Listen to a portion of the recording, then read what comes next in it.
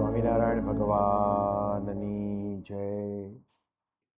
પ્રગટ બ્રહ્મ સ્વરૂપ પરમ પૂજ્ય મહંત સ્વામી મહારાજ દર વર્ષે ઉત્તરાયણ પર્વ જોડીદાન ઉત્સવ અહીંયા સુરતને આંગણે કરતા હોય છે.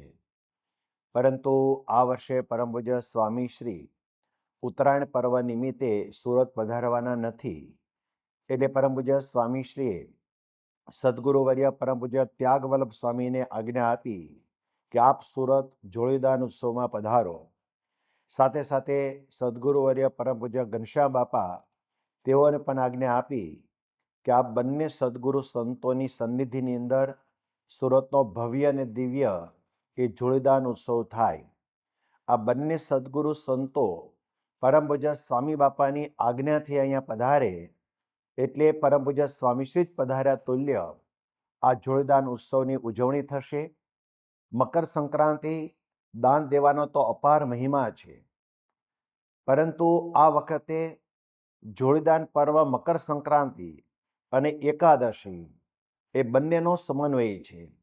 એટલા માટે આપણને ખૂબ આનંદ થાય કે દાન દેવું અને એકાદશી બંને પરમ પવિત્ર દિવસો અને બંને સદગુરુ સંતો. તો સુરતની ધર્મપ્રેમી જનતા અને બીએપીએસ સત્સંગ સમુદાયના તમામ ભક્તોને વિનંતી કે આ ઉત્સવનો લાભ લેવા માટે અક્ષરધામના આંગણે પધારવા સર્વને નિમંત્રણ છે. આબાલ વૃદ્ધ સૌ માટે આ દિવસે એકાદશીના દિવસે ફરાળની વ્યવસ્થા એટલે કે ફરાળી ભોજનની વ્યવસ્થા પણ અહીંયા જ આ જ કેમ્પસમાં કરવામાં આવેલી છે. આ ઉત્સવનો શુભારંભ બરાબર સાંજે 4:45 વાગે એટલે કે 4:45 એનો શુભારંભ સભાનો થશે. આ સમારંભમાં લાભ લેવા આપણે કયા રસ્તેથી કેવી રીતે પધારીશું? તો બહુધા આપણું આખું પાર્કિંગ ગેટ નંબર 5 એટલે કે પરમ પૂજ્ય સ્વામીશ્રી પધારેલા ને એ વખતે જ્યાં આપણે પૂજામાં પાર્કિંગ કરતા હતા એ પાર્કિંગની જગ્યાએ આપણું પાર્કિંગ રહેશે.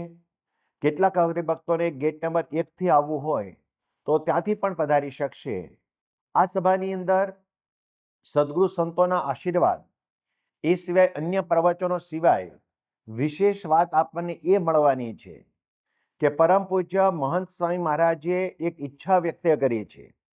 પોતાની મરજીથી અક્ષરધામના આગામી કાર્યક્રમો કેવી રીતે કરવાના છે તો એ બધાની જ માહિતી પરમ પૂજ્ય સ્વામીશ્રીએ જે આપણને જણાવેલી છે એ માહિતી આ સભામાં પ્રાપ્ત થવાની છે.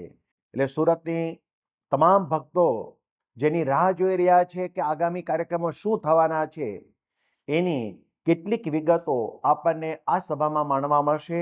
એટલે વહેલા આપણે સપરિવાર આ જોડીદાન ઉત્સવનો લાભ લેવા માટે 14 જાન્યુઆરી 2026ના દિવસે પધારીશું.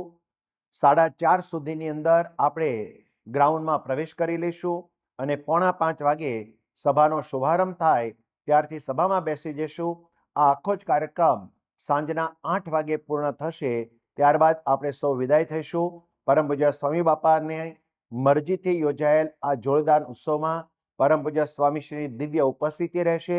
આપ સર્વ પધારો તેની અહીંયા સંત મંડળ અને હરિભક્તો બધા રાહ જોશે કે સુરતના બધા જ ભક્તો, ગ્રામ્ય વિસ્તારના તમામ ભક્તો આ લાભ લેવા વધારે એની અપેક્ષા સહ સર્વને જય સ્વામિનારાયણ.